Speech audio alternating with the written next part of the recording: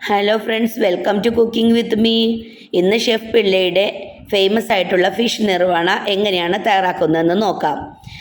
അപ്പോൾ വീഡിയോ കണ്ടിട്ട് ഇഷ്ടപ്പെടുകയാണെങ്കിൽ ഒന്ന് സബ്സ്ക്രൈബ് ചെയ്ത് സപ്പോർട്ട് ചെയ്യണേ. അതേപോലെ ആദ്യമായിട്ട് കാണുന്നവരാണെങ്കിലും ഒന്ന് സബ്സ്ക്രൈബ് ചെയ്യാനും കമൻറ്റ് ചെയ്യാനും ലൈക്ക് ചെയ്യാനും മറന്നു പോവല്ലേ. അപ്പോൾ വീഡിയോയിലേക്ക് കിടക്കാം. ഞാനിവിടെ ആവോലി മീനാണ് എടുത്തിട്ടുള്ളത്. കരിമീനോ നെയ്മീനോ ഒക്കെ ഇതിന് എടുക്കാം കേട്ടോ.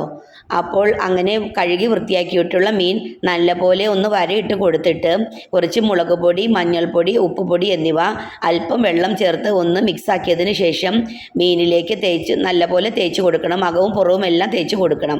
എന്നിട്ട് ഒരു അരമണിക്കൂർ മീൻ ഒന്ന് റെസ്റ്റ് ചെയ്യാൻ വേണ്ടി ഫ്രിഡ്ജിൽ വെക്കണം.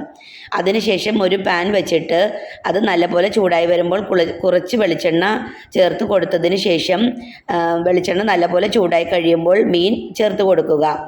എന്നിട്ട് അധികം പൊരിക്കാതെ ഒന്ന് ഷാലോ ഫ്രൈ ആക്കി എടുത്താൽ മതി. ഒരു വശം കുറച്ച് പൊരിച്ച് കഴിയുമ്പോൾ മറിച്ചിട്ട് കൊടുത്ത് അങ്ങനെ പൊരിച്ചെടുക്കുക. എന്നിട്ടത് മാറ്റി വെച്ചിട്ട് ഒരു ചട്ടി അടുപ്പത്ത് വെച്ചതിന് ശേഷം അല്പം വെളിച്ചെണ്ണ ചട്ടിയുടെ എല്ലാ ഭാഗത്തും തൂത്ത് കൊടുക്കണം. എന്നിട്ട് അതിലേക്ക് കുറച്ച് തേങ്ങാപ്പാൽ ഒഴിച്ചു കൊടുക്കണം. അത് ചട്ടി പുകഞ്ഞു പോകാതിരിക്കാനാണ് ഞാൻ ഇത്തിരി തേങ്ങാപ്പാൽ അടിയിൽ ഒഴിച്ചു കൊടുത്തത്. എന്നിട്ട് കട്ടിയിൽ കുറച്ച് വാഴയില വെച്ച് കൊടുത്തിട്ട് നേരത്തെ നമ്മൾ ഫ്രൈ ആക്കി വെച്ചിട്ടുള്ള മീൻ വെച്ച് കൊടുക്കുക.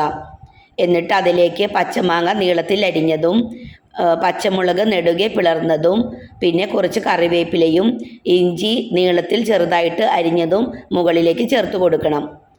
അതിനുശേഷം ഇതിനെല്ലാം ആവശ്യമായിട്ടുള്ള ഉപ്പ് കുറച്ച് ചേർത്ത് കൊടുക്കണം. മീനിൽ ഉപ്പ് ചേർത്തതാണെങ്കിലും ഈ അരപ്പിലേക്ക് ആവശ്യമുള്ള ഉപ്പ് കുറച്ച് ചേർത്ത് കൊടുക്കണം. അതിനുശേഷം കുറച്ച് കുരുമുളകിൻ്റെ പൊടിയും കൂടി ചേർത്ത് കൊടുക്കുക.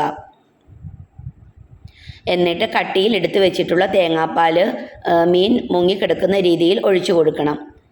എന്നിട്ട് ഒരു മൂടി വെച്ച് നല്ലപോലെ മൂടി വയ്ക്കുക. എന്നിട്ട് ഒരു 5 മിനിറ്റ് കഴിയുമ്പോൾ ചെറുതായിട്ട് ഒന്ന് തിളച്ച് തുടങ്ങുമ്പോൾ അതിലേക്ക് ഒരല്പം വെളിച്ചെണ്ണ തൂവി കൊടുക്കണം.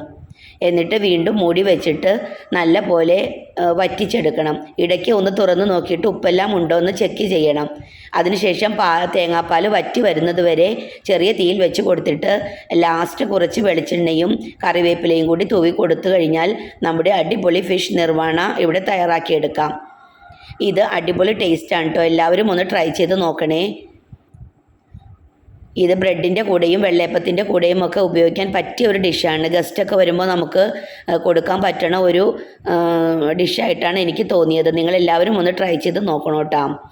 അപ്പോൾ ഇതേപോലെയുള്ള വെറൈറ്റി ആയിട്ടുള്ളതും ടേസ്റ്റി ആയിട്ടുള്ളതുമായ പുതിയ പുതിയ ഡിഷസുമായിട്ട് വീണ്ടും വരാം.